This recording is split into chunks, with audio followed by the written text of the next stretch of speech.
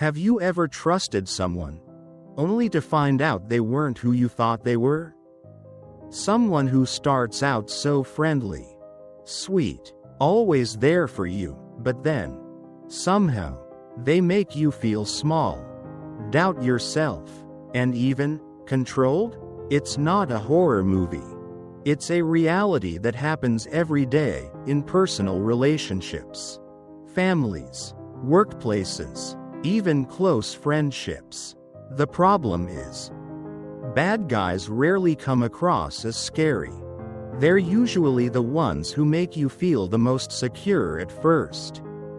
And it's your innocence, your natural kindness, that becomes your most vulnerable point.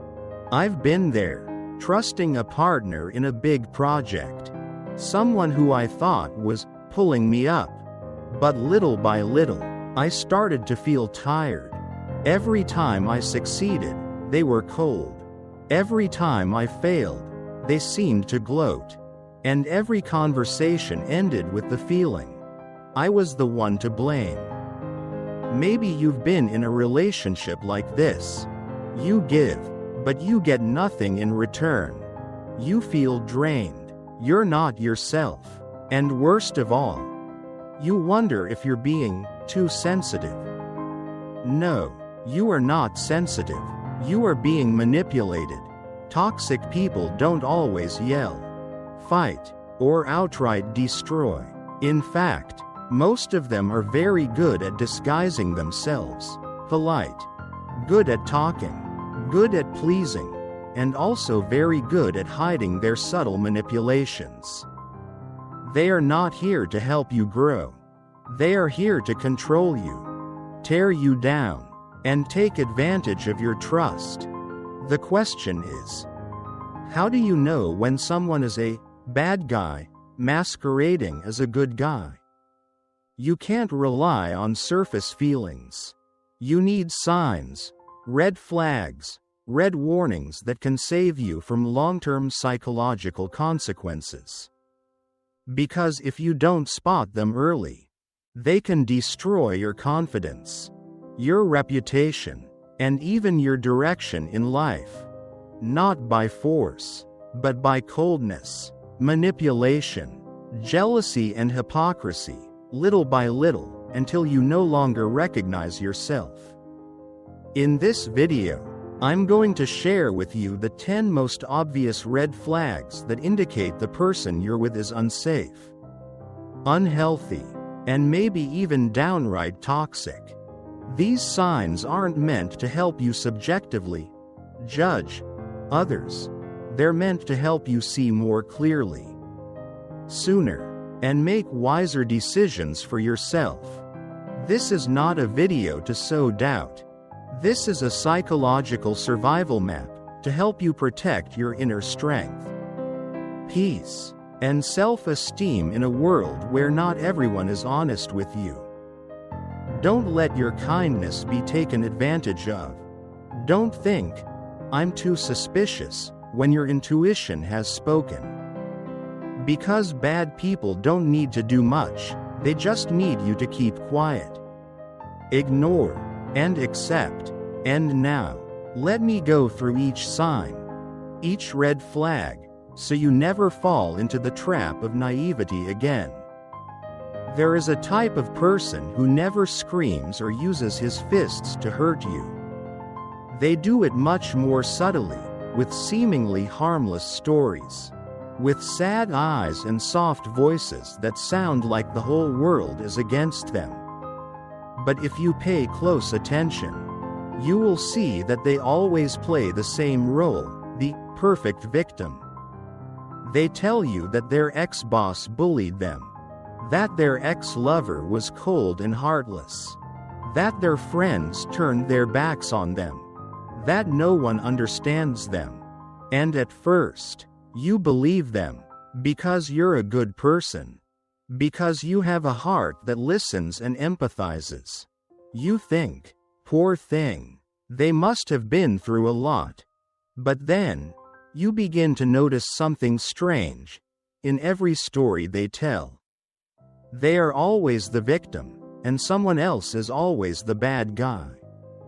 No exceptions. Not once do they admit they're wrong. Not once do they say, "I was wrong," or "I need to fix myself." They're always right, always pitiful, always hurt. You start to feel strange. But you keep listening, because you think they probably need someone by their side. And that is the trap. They don't tell stories to share. They tell them to gain pity.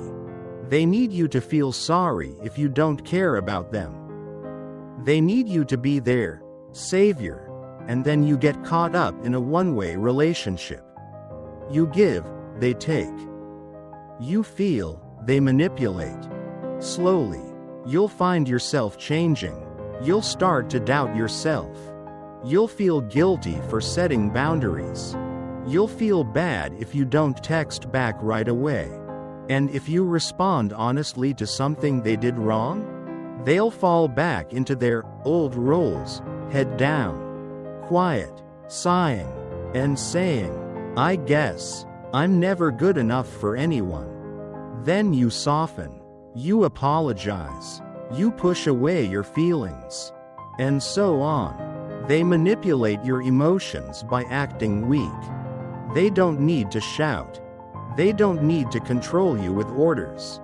They just need to make you feel sorry for not being nice enough, and then you start giving in. Letting go, compromising, until you're no longer you. So how do you know if you're being manipulated? Ask yourself, why are they always the victims in every story? Why do I feel bad every time I set boundaries with them? Why am I always the one who has to heal them? While they never really change? If the answer makes you feel uneasy, then maybe you are around someone who is good at acting, not good at healing. You are not being cruel by walking away from these people. You are not being selfish by stopping giving forever. Your kindness is a gift, not an obligation. And if someone is only taking and not giving, you do not owe them anything. Toxic people don't always shout at you. Sometimes they whisper, gently, and make you think you're doing the right thing, when really you're being drained of energy little by little. Beware of the perfect victim, because sometimes the person who always says they are the victim is the real perpetrator. Have you ever left a conversation feeling ambiguous? You start with a clear intention to express your feelings or to share something you're uncomfortable with. But after a few minutes, everything goes haywire. You're no longer sure what's true and what's false. And even stranger, you end up saying, "I'm sorry." You may have just been emotionally manipulated. And not the loud, obvious kind, but the subtle, insidious kind. Something called gaslighting. Gaslighting is when someone twists the truth to make you doubt yourself. You say you are hurt. They say, "You are too sensitive." You remember exactly what happened. They say, "You must be imagining things." You feel offended. They laugh it off. "It was just a joke." Don't take it too seriously. And so, little by little, they erode your sense of reality. They make you question your own emotions. They push you into a state of confusion. Am I overreacting? Am I doing something wrong? And that's when they start to control you. This is extremely dangerous. You no longer believe in yourself. And when a person no longer trusts their own thoughts, feelings, or memories, they are easily led, controlled, and even have their personality distorted without realizing it. Emotional manipulators don't need to yell or force you. They just need to make you feel guilty.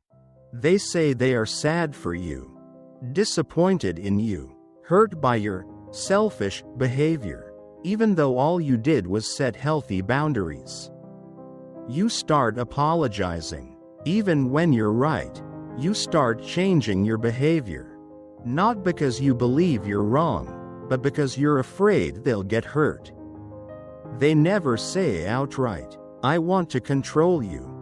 They just make you feel responsible for their feelings. And once you get used to apologizing for things that aren't your fault, you'll easily fall into a state of dependency. I once witnessed a friend who had been in a relationship like this for many years. At first, she was confident, cheerful, and had a stable career. But over time, she became shy, apologetic, and always afraid of saying the wrong thing. She no longer trusted her intuition, no longer dared to say no. And when she told me, I realized she was no longer herself. Gaslighting doesn't leave bruises on the skin, but it leaves scars on the mind. And the scary thing is, people who do this are very good at disguising themselves. They can be your best friend, your lover, your coworker, even your blood relative. They don't come off as controlling. They're nice. They're vulnerable. They need understanding, and that's what makes you lower your guard. But remember, your feelings are real. If you feel slighted, don't ignore it. If you feel like you're always apologizing, stop and review your communication model. If you feel like you're walking on eggshells every time you're around someone, it's not you're too sensitive. It's a clear sign. Someone who truly loves you won't make you doubt your worth. They don't make their mistakes your responsibility. And they certainly don't make you feel guilty for daring to feel. You have the right to keep your sanity. You have the right to protect your boundaries. And you have the right to say, I don't apologize for my own feelings. Because you deserve to live in clarity and kindness, not in the darkness of manipulation. There is a type of person who, when they hurt you, never looks back. They may say, sorry, but they add a familiar keyword. But, sorry, but I'm stressed too. Sorry, but you have to understand me. Sorry, but you made me do it. Sound familiar? Because that's not an apology. It's an excuse disguised as politeness. It's a way for them to shift responsibility onto you, while still maintaining their image as the accepting person. In fact, such people don't feel guilty. They only apologize to smooth things over, to take care of the problem, or worse, to save their image in the eyes of others. There is no change. There is no understanding. And next time, you will hear the same thing again. Maybe with a different script. But the result is the same. You are hurt, and they don't really care. People who do not apologize have one thing in common. They are afraid of being seen as wrong. But they are not willing to change to become more right. They do not apologize to rebuild trust. They apologize to avoid responsibility. They think a few words are enough. But they forget that an apology without action is just empty words. I once knew someone like that at work. She always seemed friendly, kind, always smiling and talking softly. But when she made a mistake, she always found a way to blame it on circumstances, on someone else, or on pressure. She apologized only when there was no other way. But the next time, the same mistake happened again. And gradually, I realized she didn't see anything wrong. She just felt uncomfortable when she was reminded. But there is something even more dangerous. They are not grateful either. You helped them. You stood by them when everyone else turned away. You stayed when they were in trouble. But they never remembered. To them, your help was the obvious thing. It was the thing to do. And when they got what they wanted, they walked away. No thanks. No regrets. Have you ever felt taken advantage of? You give so much, your time, your kindness, even your opportunities, only to find out that the other person only needs you when they need you, and doesn't miss you when they don't. Ungrateful people aren't always arrogant. They may still be polite. They may still be social. They may still smile. But you'll feel a cold void in the interaction. A feeling you can't quite put a name to, but it's clear. They're not there for you. They're there for themselves. The sad thing is, if you keep giving without receiving anything in return, you will eventually dry up. You will lose faith in kindness. You will begin to doubt your own goodness. And that is the worst thing ungrateful people can do. They hurt the best part of you. So how to recognize this type of person sooner? Pay attention to the small details. When they apologize, do they really change? When you help them, do they acknowledge it, or do they forget as soon as the goal is achieved? When you need them, are they there? Or do they disappear because you are no longer of use to them? No one is perfect. Everyone makes mistakes. But here's the difference. Truly kind people know when they're wrong, and they fix it. Worthy people know when they've been helped, and they remember. If you are with someone who is neither apologetic nor grateful, remember that you are under no obligation to put up with it. You don't need to stay in a relationship just to make the other person feel comfortable. While you get hurt, you deserve genuine connections, where apologies lead to change, and help is always accompanied by gratitude. Give from your heart, but don't let it be trampled on without anyone knowing. Not everyone is happy when you succeed, and that hurts the most when it comes from the people you once trusted. You share some good news. You got a promotion. You accomplished an important goal. Or you're simply doing better, and instead of a genuine smile, you get silence, a wry nod, a half joke like, "Awful? That's great." At first you think maybe they are busy, tired, or just don't know how to express their feelings. But as the story repeats itself over and over again, you start to sense one thing very clearly. They are not happy when things go well for you. They don't need to say it. You feel it in their energy, in their attitude, in the innuendos they throw out that seem casual, but are actually very intentional. You're lucky. You must have someone backing you up. It's okay. Anyone who works hard will be fine. These words sound harmless, but repeated at the right time, in the right place, they make you wonder, am I being jealous? The answer is yes. And it is a very dangerous form of toxicity in a relationship.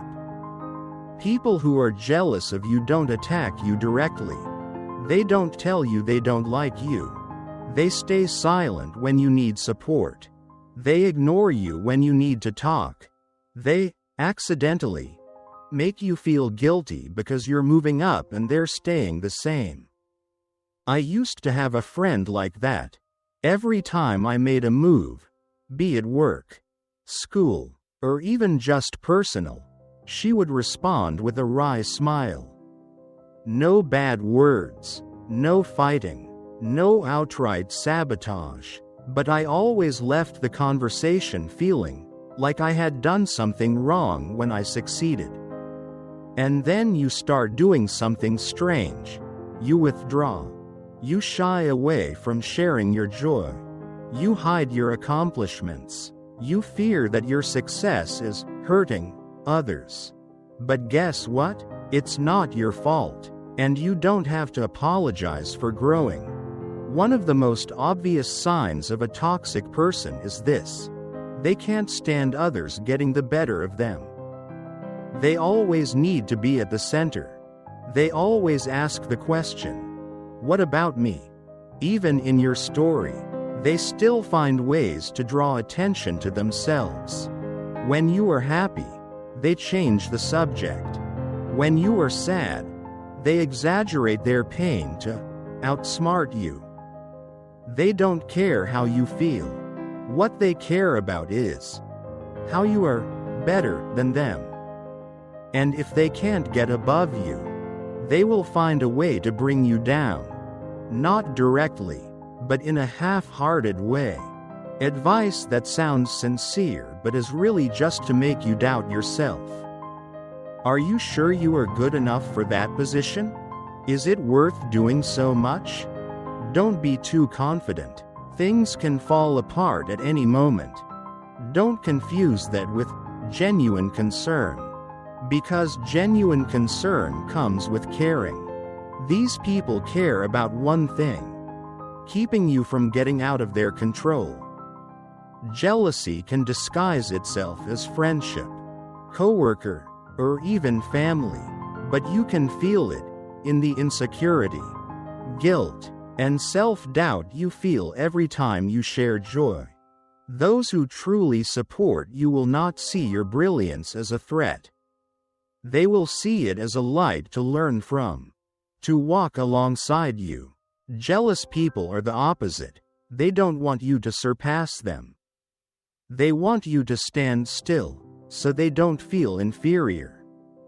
If you realize someone in your life is secretly sabotaging your confidence by making you feel guilty for your own progress, back off. No arguing, no proving. Just stay true to yourself and know you don't have to shrink yourself to make someone else comfortable. You were not born to dim your light just because someone can't stand it. There is a type of person who makes you feel like a relationship is a one-way street, where you keep giving, and they only come when they need to take. Have you ever met someone like this? They always have time when they need you, when they need advice, help moving, someone to vent to at 2 a.m.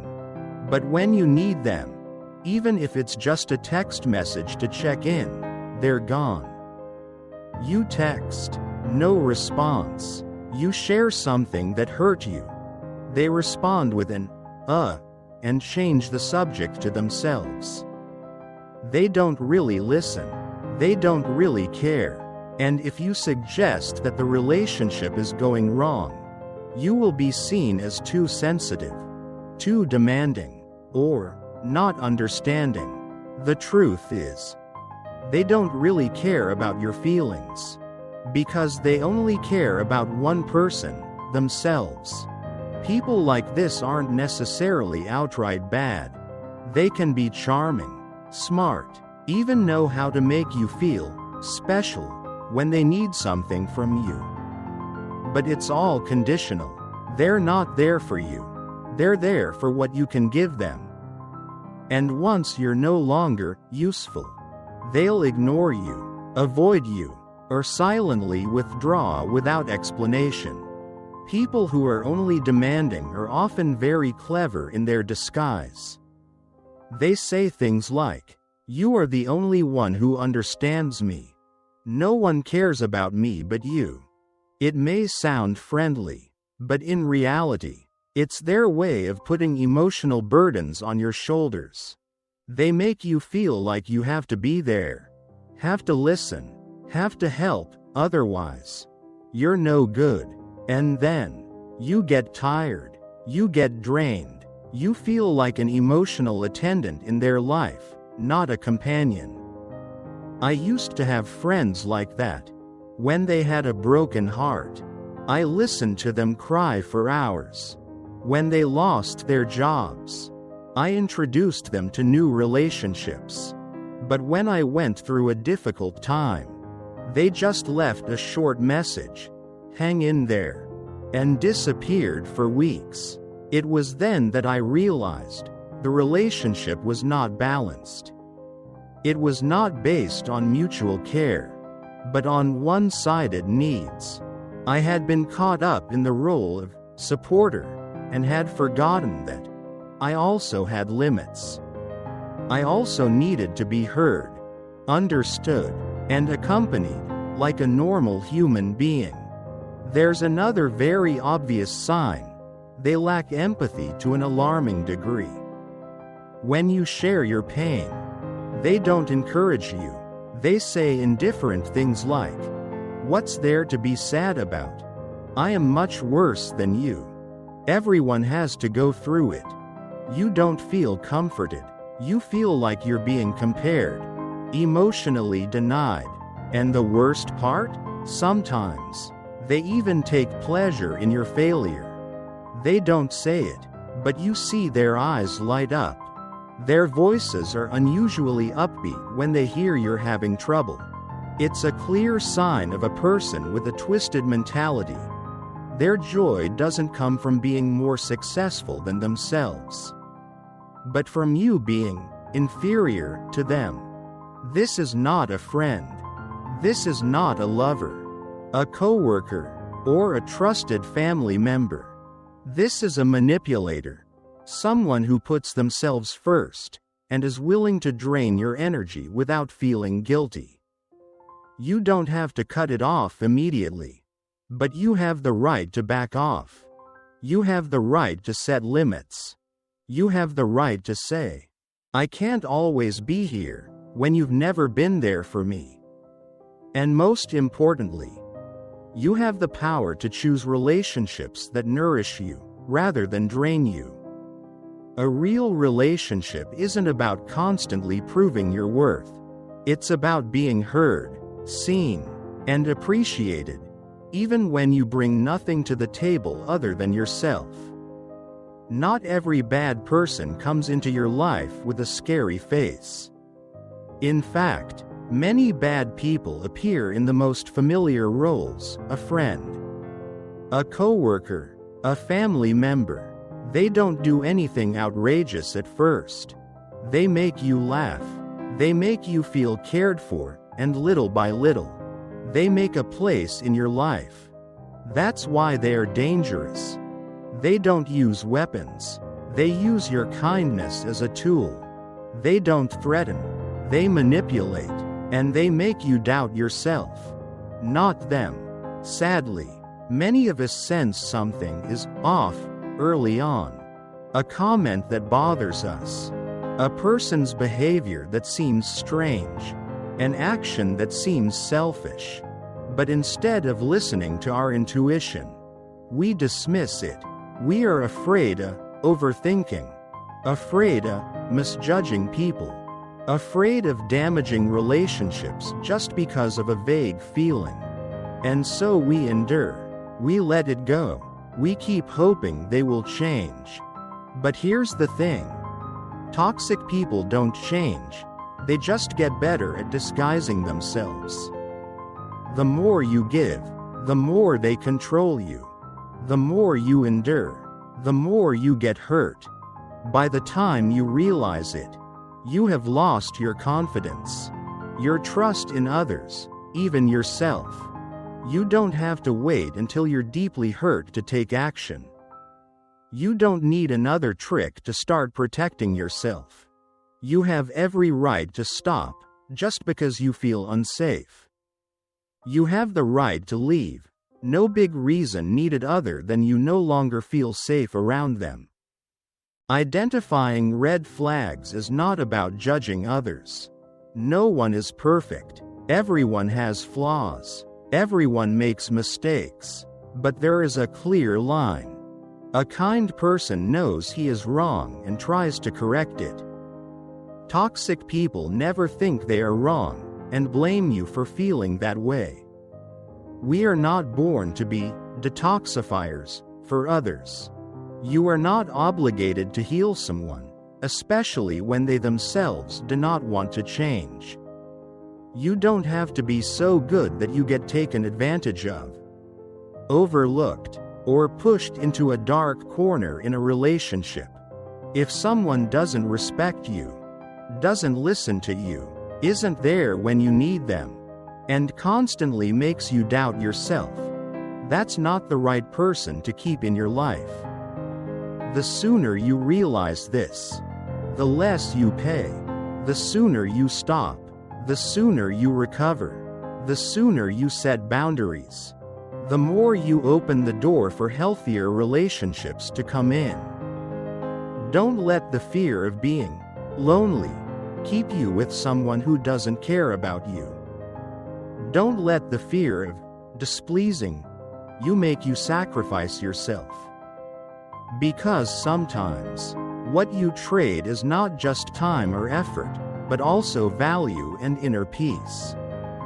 Protecting yourself is not selfish.